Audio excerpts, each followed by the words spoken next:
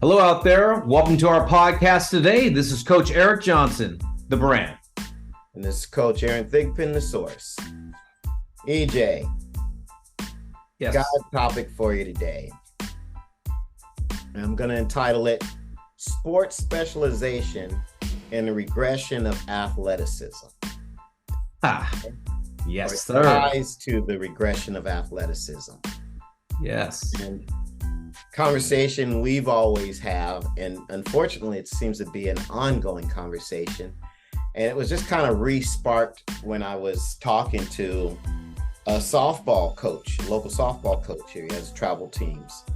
And he just happened to mention the same thing. Right. And it kind of was almost like, is this a phenomenon that we're really seeing and is taking hold? And from the training standpoint, I think this is something that's taken hold because it takes up a lot of my time and energy when I'm working with athletes. So to put it plain and simple,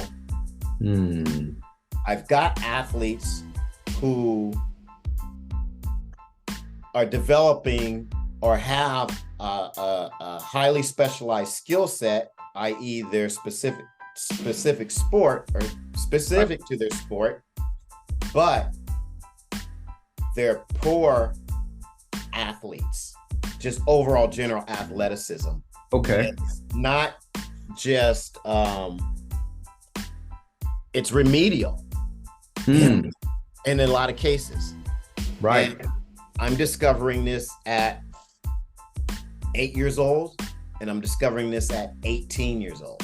And I know I mentioned this briefly on our last podcast, and it just seems to be coming full circle, not coming full circle, but it just seems to be reoccurring. And so I know we've talked a little bit in the past about this subject, but I think it's good to revisit it. And I know some of you parents should look at some of our older videos where it's not videos, but our podcast. We talked about this before, like the awkward athlete was one of them. And maybe there's a couple others, and I'm sorry that I can't remember them right now, but as we go through, I'll pull them up and we can reference them so that people can go back and listen to those as well. But in a nutshell, why aren't our kids as athletic as maybe previous generations? I mean, we've both been doing this now about 30 years. So we've seen 3 decades of athletes, and they have changed. They sure have. Opening salvo on this subject. I'm going to take it. Hey, man, this athleticism subject comes up often in conversations in my industry, baseball. And I hear this term, he's just not athletic enough. Or I like to see some more athleticism. And I always go back, Aaron, to days when I was growing up and, there wasn't any social media. Television, big screens, that didn't exist. TV was a big box. And kids were out in the street playing. Whether it was, playing tag in the neighborhood, and you would choose the pole as your home base, and you had to run around the car and maneuver around the car and jump over a curb and do all that stuff. That's athleticism, to jump, maneuver, plant, push off, and get to home base, dive. We were diving in the streets, man. I mean, yeah, no, you're right. We get like scrapes on our knees and elbows, and with our pants on or whatever we had on, and that was just part of it. And I think that part of athleticism, of just raw, get after it, playing with your friends in the street, not organized. And I think here's another thing, Aaron, it's it's become organized to go do something rather than just go play and figure it out. So I think athleticism gets lost in that, to where it's all about movement. And you and I have always been big on this, is, athletic movement patterns instead of like, ABC movement patterns, to where it's not any rhythm, flow in your movement patterns. And I think that's gotten lost because it's been organized. So I think organization has hurt our athletes out there. I think that's my opening point on this subject, is that we're so organized that sometimes I think we lose the athleticism and the art of creating movements. Yeah, I wanted to pull up those three podcasts that we did previously. Mm-hmm. One was the awkward athlete. The other was corrupted movement patterns. And the third was managing growth spurts. So these kind of crossed over into, the subject that we're talking about today. So I think those would be three podcasts you guys might want to go back and listen to. And one of the other things, now as we're talking, these things are coming back to me.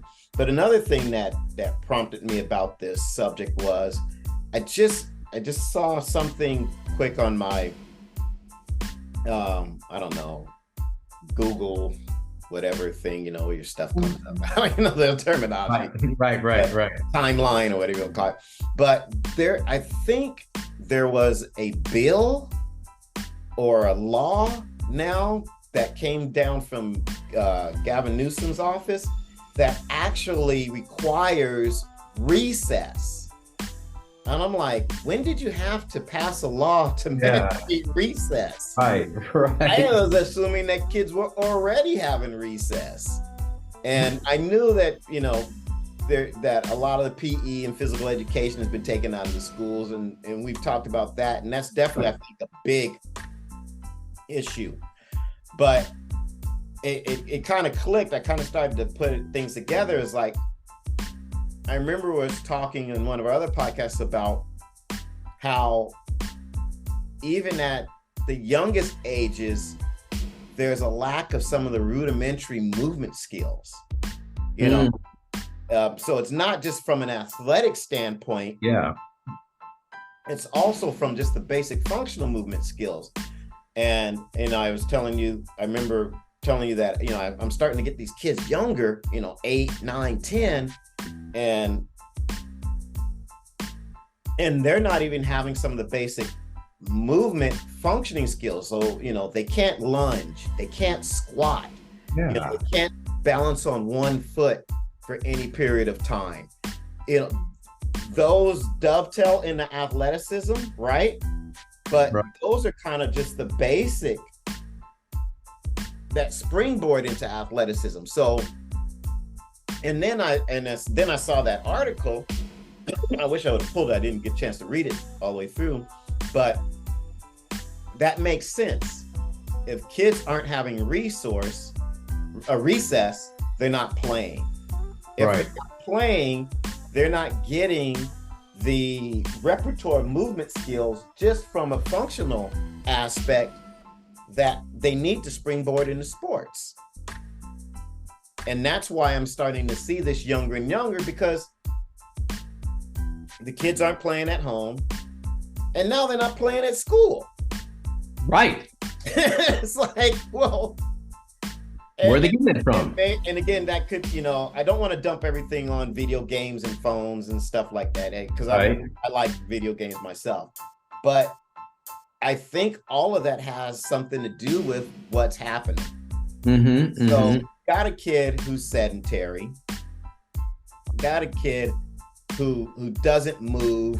They don't go out and ride bikes leisurely or anything like that. They don't skateboard, and yet they're gonna play a sport, and they don't really have some of the basic functional skills, just movement that you need. And so now you take that 8-year-old or 6-year-old or whatever, they haven't been doing anything. Now they want to play baseball or t-ball for the first time. Well, how is a kid going to swing a bat and throw a ball when they haven't even done that on their own for play? Just they have no clue. Right.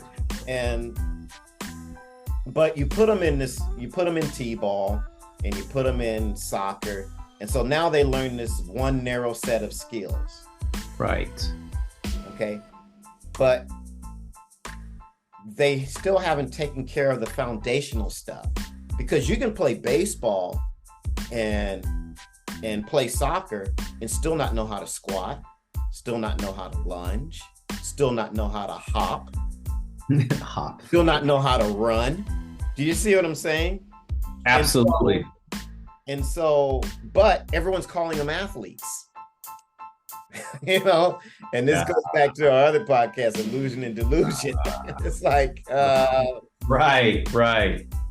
And maybe that's because I'm a purist when it comes to athleticism but that's what I do. Right. You're going to look at people from an athletic standpoint. And so now I'm starting to be able to connect the dots on all this and seeing that, hey, this is a disturbing trend for the types of athletes that are coming up and aspiring to want to be athletes at higher levels.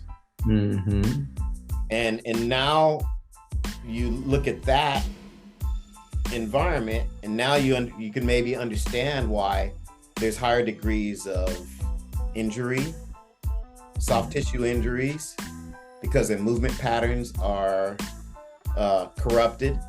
Go back and listen to that video, Yep. And they're still trying to figure things out, the most basic things out, even at the ages of 16, 17, 18. Wow. Isn't that the truth?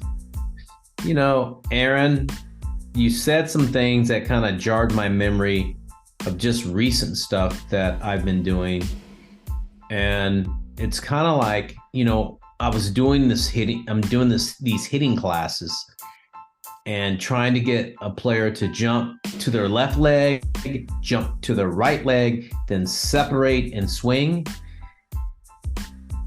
Wow. Like, they have trouble doing that. Like, I'm like, you're a good player. You can't balance? Like, or they land and they wobble and they can't balance to get in position to hit. And I'm saying, wow, the athleticism of that player, we got, how do we get them to do the drill if they can't be an athlete, or they can't do the drill correctly because they don't know how to hop on one leg and then balance on the other one and then step and swing. I mean, and so for those wondering why that might be an issue, well, it's basically transfer of force.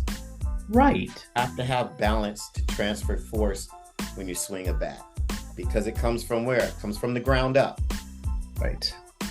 And, Aaron, I've seen so many young kids that we get entering our company, and some kids who just starting in our company don't know how to slide and don't know how to dive back to a base. Like, wow. Like that. I'm like, have you ever dove like on grass or dirt before? I don't know how to. It's like, I don't know how to, rather than, I was growing up, you figured it out and you dove, be like, okay, that's how you do it. So let me keep on trying to do it so I can get it right, Or I watch Major League ball players on television and watch, oh, that's how they did it. Let me go try that. I found the most interesting thing the other day, Aaron. This is about 2 weeks ago. I asked a group of players, how many of you guys are watching the World Series? And out of the 9 players, 2 of them raised their hand. And I said, these are some of the best players in the world, and this is an exciting time to get to see them showcase their talents. You could learn a lot. I'm not watching that. Why aren't you? You're finding out what these really great athletes are doing, and you're trying to mimic and copy them to improve your athleticism. Right. And you know where my mind goes? Please do tell. Do tell. Is I would be hot as a parent if I'm paying for my kid to take lessons, play on a travel ball team, and they're not engaged in the upper levels of their sport. Why are we doing this? Why aren't you just playing a recreational form instead of spending this time and resources? And do you understand what I'm saying? Yeah, I mean, where's the aspiration? Exactly. That makes no sense to me. It makes zero sense to me. You're trying to aspire. It's just like I ask the kids, you watch a college baseball game? No. Well, don't you want to do that? Yeah. Don't you want to know what the environment's about? Don't you want to watch these guys get after it and they're doing their different things that they do? Isn't that fun? No, I haven't watched one yet. Have you been to a live game yet? No. Why not? They're free. They're not even charging sometimes, But I don't get it. I mean, what are we doing here with this? Are we training robots? But that says a lot. Is basically what it tells me is there's not a true connection to their sport with most of these kids. Right.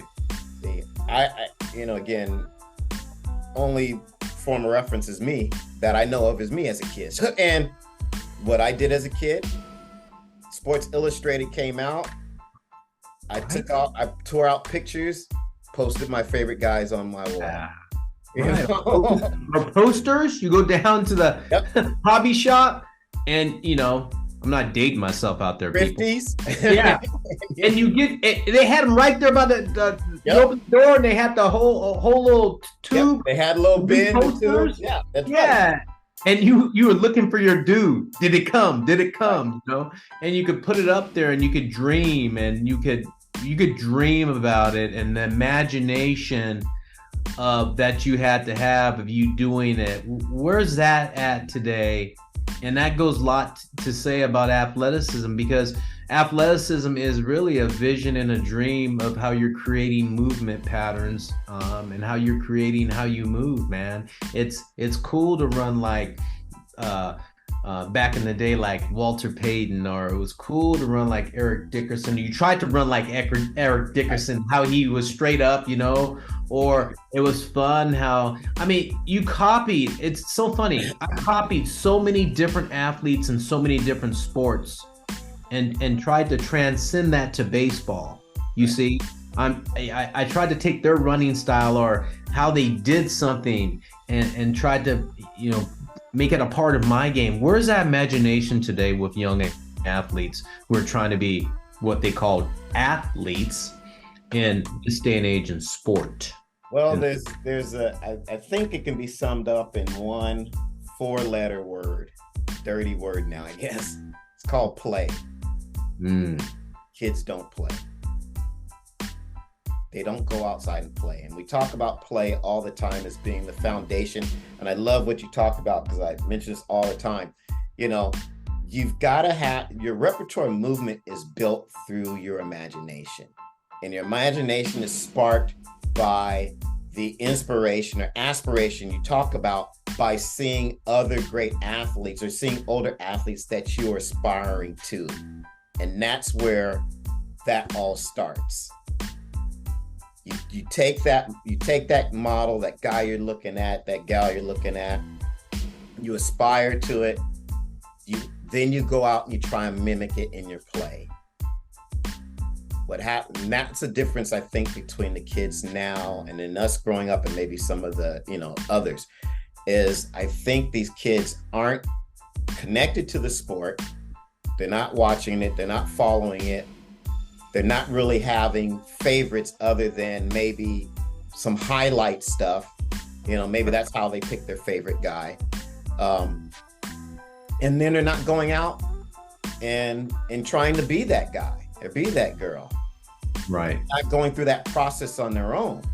What they're doing is they're going to a lesson.